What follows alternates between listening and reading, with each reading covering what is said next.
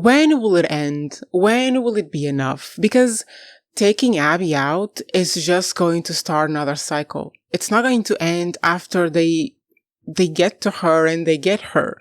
It's not going to end. It's going to start another cycle of revenge by whoever is left behind. Hello everyone, welcome back. My name is Joe and I review all of your favorite TV shows on this channel, all of them. And today I will be talking about The Last of Us episode 4, episode 3, and about the revenge. Listen, I have been on TikTok way too much and I saw TikTok and then I searched the news about it, and kind of seems real that the creator of The Last of Us Part 2 specifically did it with the conflict between Israel and Palestine in mind. The idea of constantly seeking revenge for something or something else and the cycle of violence never ends is what inspired this cyclic seeking of revenge that we are seeing in season 2. And I kind of wanted to talk about it because I saw a few people being like, oh, it's messed up that he's portraying the Palestinians as being the zombies and whatever, but that's not really what's happening, is it? From what I understood, what is happening is that he used this idea of cycles of violence, of always going after the person who hurt you, as inspiration for the events that happen between the human characters, between Ellie and Abby and all the shenanigans in between. But the baseline idea that they are two sides of the same coin that are in the same position of power and either one of them has the choice to stop the cycle is wrong. We know this. I just wanted to touch on it very quickly because I don't like to leave these things unsaid.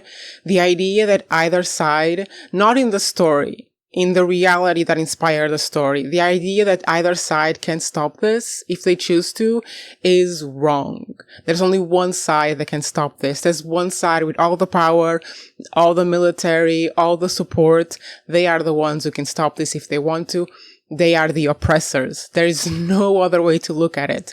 So then you ask, okay, Joe, if it's so clear to you that this is what's happening, it's so clear to so many people outside of there that this is what's happening, how come this guy, this creator who has enough insight to use this as inspiration for a very beautiful story that we're seeing, The Last of Us, how come he doesn't have enough of an insight to realize that it isn't an equal fight?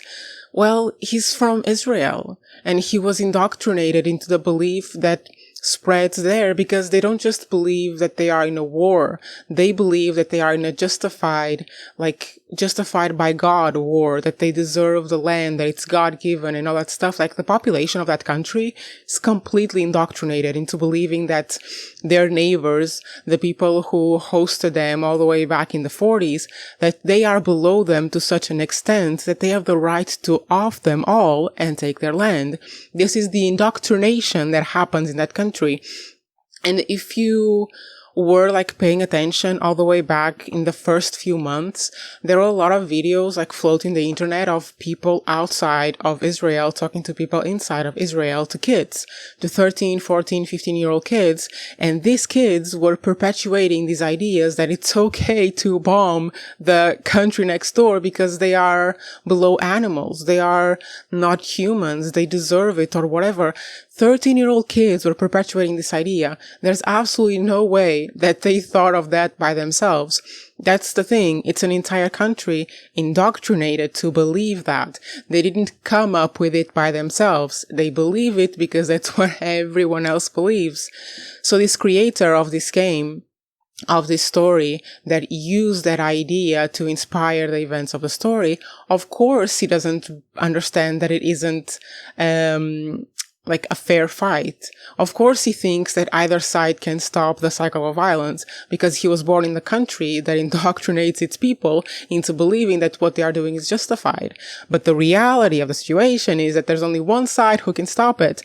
And if they do, the other side will live peacefully by them.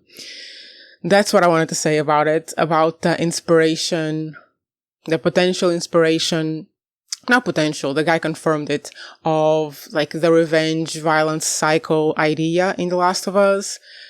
It is a good idea and it makes a good story, and it is an important debate of people constantly seeking justice for themselves, seeking revenge for what happened to them, and then they just perpetuate the cycle of violence.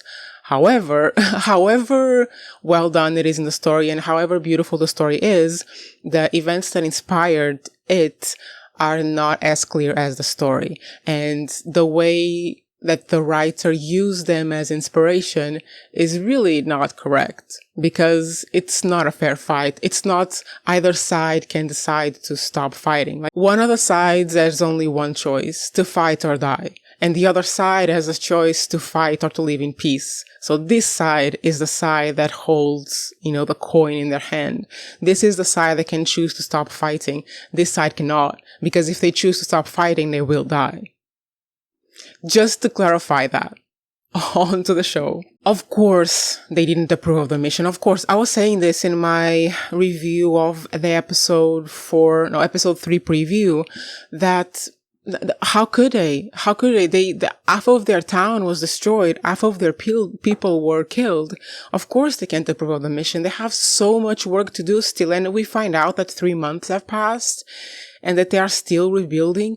Of course, they can't approve of a mission to let 18 of their best people go, because those are the people. I mean, think about it. This is a post-apocalyptic world where the fighters are also the builders. Like, the strongest people are the people rising this society. So of course they can't go, because they need the fighters to build and also to stay there, because as I said in my review of breakdown of the trailer, they are quite vulnerable right now. Like, if they have another attack, they are incredibly vulnerable. Even if the wall is up again, come on, it's a wooden wall. We saw what happened. They are very vulnerable. It makes total sense that they can't spare 18 people, 18 of their best people, to go on a revenge mission that potentially will then lead them to have more people come and attack them again, because it's the goddamn cycle of violence. So that made total sense to me, and it couldn't have gone any other way. And I mean, we've seen the previews. We know they go alone. So, but of course they go. Of course, Ellie needs to go avenge Joel's death. And just the fact that the person who helps them go is homophobic Barbass. Ellie, come on. If the only person supporting you is the homophobic asshole who attacked you before, you need to know this is wrong. Right, Ellie? Like, this is what I want to do. I just want to tell Ellie, like, baby girl, you're not going to feel better. Your grief is not going to go away. Your loss will not be recovered. You will not get Joe back from this. You will not feel better. You will only lose parts of yourself. You'll only risk your life, risk the life of the person you love the most. And I mean, for what? For what? And this is what I hope happens. This is my little theory, which can't even be a theory because this is a game. The story has been written, but I haven't watched it, so I have theories. This is my hope and theory for what happens, is that when baby girl Ellie finally gets to Abby just blank tells her, girl, you can kill me, but you're not gonna get what you want. Trust me. I would know, because 3 months have passed. By this point, Abby should be expecting to feel a lot better. And let me tell you, she will not be feeling a lot better. She will be feeling shit as always. Because not only did she lose her father, she lost a part of herself when she did all of that to Joel. And I hope this is what Abby tells Ellie. I hope that when Ellie comes to kill her, she says, and she convinces her that however many horrible things she can do to Abby to avenge Joel, it will not make one single thing better.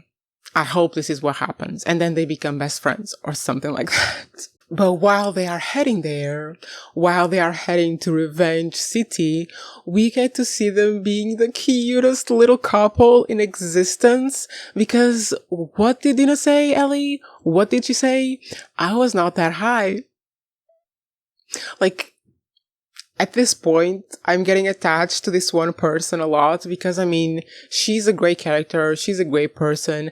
I just enjoy seeing her on my screen because her and Ellie are so cute, and it's just such a wholesome relationship in the middle of all of this bullshit. It's just wonderful to watch. So if People who watch the game, who played the game, you know, do not tell me, do not spoil me, but if something happens to Dina, if in the end she dies, I will be in pain. Again, because everything about this show is me being in pain.